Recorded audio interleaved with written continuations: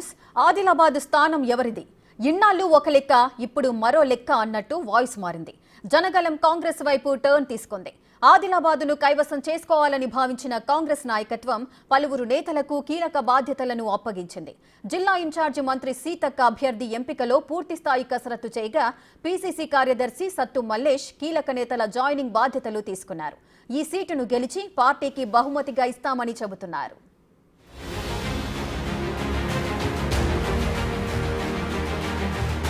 Adilabad MP seat కోసం కాంగ్రెస్ నేతల యత్నాలు. కాంగ్రెస్ గ్యారంటీల్ని క్షేత్రస్థాయిలో తీసుకెళ్తున్న నేతలు. కాంగ్రెస్ పార్టీకి జనాల్లో పెరుగుతున్న గ్రాఫ్.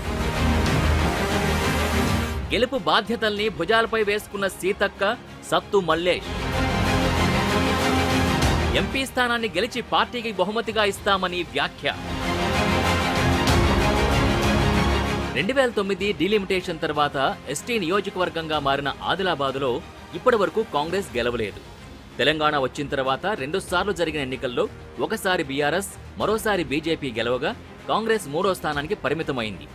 తెలంగాణలో కాంగ్రెస్ సర్కార్ కొలువుదీరడంతో మంచి జోరు మీదున్న హస్తం నేతలు వీలైనన్ని ఎక్కువ ఎంపీ సీట్లు గెలిచేందుకు ప్రయత్నాలు చేస్తున్నారు.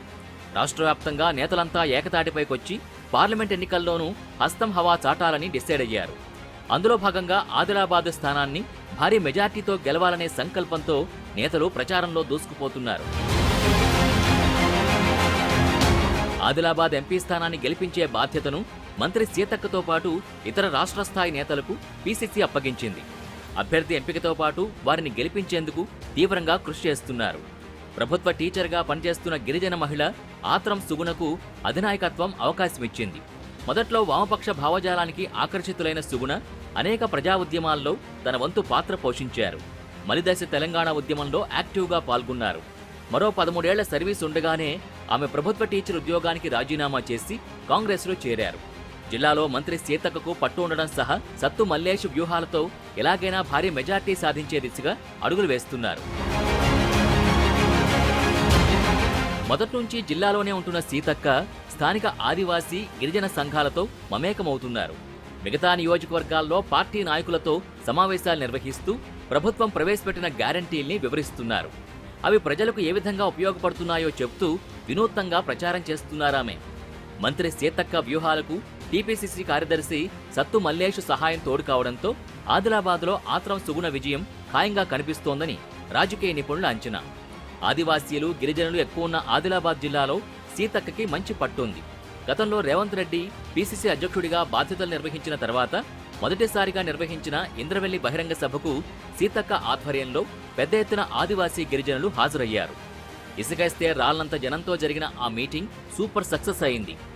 తర్వాత పార్లమెంట్ ఎన్నికల నేపథ్యంలో జరిగిన సభని సక్సెస్ చేయడంలో మంత్రి సీతక్క పాత్ర ప్రధానమని స్థానిక నేతలు చెబుతున్నారు. మొన్నటికి మొన్న నిర్మల్ జిల్లాలో రాహుల్ గాంధీ పాల్గొన్న జనజాతర సభని సక్సెస్ చేయడంలో మంత్రి సీతక్క పాత్ర కీలకమని పీసీసీ పెద్దలే చెబుతున్నారు. ఆదిలాబాద్ అభ్యర్థి ఆత్రం సుగుణను గెలిపించేందుకు ఆమె చేస్తున్న కృషిపై ప్రశంసలొస్తున్నాయి. చోటా బడా నాయకులందరినీ సమైక్యం చేస్తూ మంత్రి సీతక్క ముందుకు సాగుతున్నారు. బీజేపీ అయితే అసలు ఈ 10 ఏళ్ళల్లో అన్నిటి రేట్లు పెంచారు. కాంగ్రెస్ ఉన్నప్పుడు 500లకు సిలిండర్ ఇచ్చినాం. బీజేపీ 10 ఏళ్ళ పాలనలో 1200 పెంచారు. కాంగ్రెస్ ఉన్నప్పుడు ఉపాధి హామీ చట్టం తెస్తే ఈ రోజు వరకు ₹1 కూడా పెంచలే. ఇప్పుడు రాహుల్ గాంధీ గారు నిన్న సభాముఖంగా చెప్పి 400 రూపాయలు పెంచబోతున్నాను. ఇచ్చిన ప్రతి మాట మేము ఒప్పుకుంటాం. కాకపోతే బీజేపీ, బీఆర్ఎస్ వాళ్ళు వాళ్లకు అధికారం పోయి, ఒకరేమో అధికారం పోతుందనే బాధ, ఒకరేమో పోయిందనేటువంటి బాధతోటి ఏదేదో మాట్లాడతారు. 10 ఏళ్ళు మీరు రైతు రుణమాఫీ చేయలేదు, ఇండ్లు కట్టియలేదు, ఉద్యోగాలు ఇవ్వలేదు, భూములకు పట్టాలు ఇవ్వలేదు, ఎన్నో చేసారు, ఇబ్బందులు చేశారు.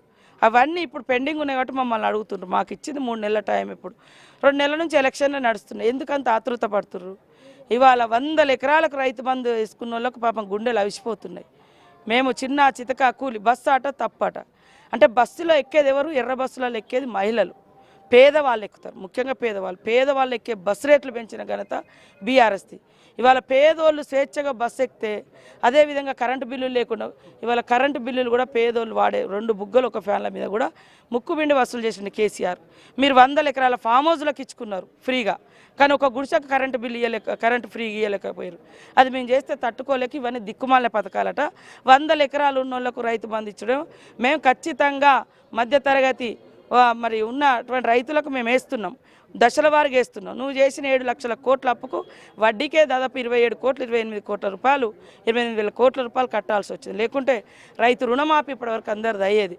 కాబట్టి బీఆర్ఎస్ బీజేపీ పేదల పార్టీ కాదు, పేదలకు స్వాస్థ్యంగా హక్కులు ఇచ్చే పార్టీ కాదు. మరోవైపు సీఎం రేవంత్ రెడ్డికి సన్నిహితుడైన పీసీసీ కార్యదర్శి సత్తు మల్లేష్ కూడా తనదైన శైలి వ్యూహాలు రచిస్తున్నారు. సుగుణ విజయం కోసం బాటలు వేస్తున్నారు. 7 నియోజకవర్గాల్లో కీలక నేతల్ని జాయిన్ చేసుకోవడంతో పాటు ఎంపీ స్థానాన్ని గెలిపించేందుకు రాత్రింబవళ్లు కష్టపడుతున్నారు. ఎప్పటికప్పుడు వారితో సమీక్ష చేస్తూ ఓటింగ్ శాతం పెంచేందుకు మల్లేష్ యత్నిస్తున్నారు. ఇప్పటికే సిర్పూర్లో మాజీ ఎమ్మెల్యే కోనేరు కోనప్ప, ముథోల్ మాజీ ఎమ్మెల్యే విఠల్ రెడ్డి, బోతులో మాజీ ఎమ్మెల్యే రాథోడ్ బాపురావును చేర్చుకున్న కాంగ్రెస్ మాజీ మంత్రి ఇంద్రకరణ్ రెడ్డిని కూడా పార్టీలోకి ఆహ్వానించి వ్యూహాత్మకంగా ముందుకెళ్లారు. ఈ చేరికల వెనుక సత్తు మల్లేష్ వ్యూహరచనే కీలకమన్నది పార్టీ నేతల మాట. ఆదిలాబాద్ పార్లమెంట్ నియోజకవర్గంలో మా లీడర్లు అయితేనేమి, కాంగ్రెస్ పార్టీ కార్యకర్తలు అయితేనేమి, మా కుటుంబ సభ్యులందరూ కూడా కాంగ్రెస్ పార్టీ కుటుంబ సభ్యులందరూ కూడా చాలా ఉత్సాహంతో పనిచేయడం జరుగుతుంది. అదేవిధంగా ప్రజాపాలనలో మా ముఖ్యమంత్రి వర్యులు ఏవైతే గ్యారంటీలు 5 గ్యారంటీలు అమలు చేయడం జరిగిందో 6వ గ్యారంటీ కూడా ఆగస్టు 15 లోపు అమలు చేస్తానని చెప్పడం జరిగింది. ఈ గ్యారంటీలన్నింటినీ చూసి కూడా మన కేడర్ అంతా కూడా ఉత్సాహంతో పనిచేస్తుంది. అదేవిధంగా వేరే పార్టీలో ఉన్నటువంటి పార్టీ నాయకులు కూడా ప్రతి ఒక్కరు కూడా ఈ పథకాలకు ఆకర్షితులై పార్టీలో జాయిన్ అవ్వడం జరుగుతుంది.